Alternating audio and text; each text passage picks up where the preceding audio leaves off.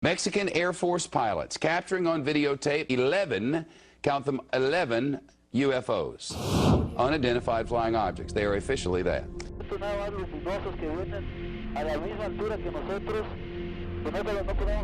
This is released by the Defense Ministry of Mexico. This is a message being sent to the United States government that Mexico and many other governments are losing patience with our government's intransigence in ending this embargo.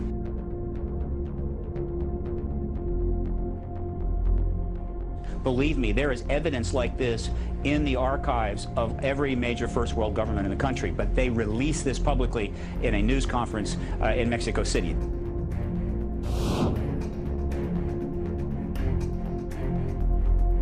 The Ministry of Defense is in the process of declassifying and releasing its entire archive of UFO files going back decades. We have somewhere in the region of 12 to 15,000 case files going back as far as 1925. It's interesting and worth pointing out that while the British government is releasing their files and their documents, President Obama, who promised to do the same during the campaign, he still has not.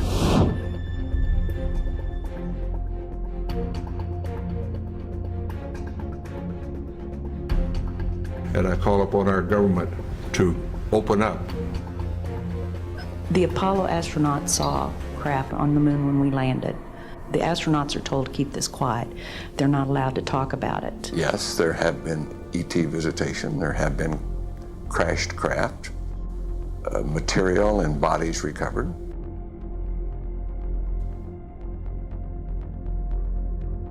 Had a top secret clearance. 21 members of that group already have testified in Washington for what's known as the Disclosure Project. These are people who have been inside the CIA, NSA, NRO, Air Force, Navy, Marines, Army, all divisions of the intelligence and military community, as well as corporate witnesses, contractors to the government.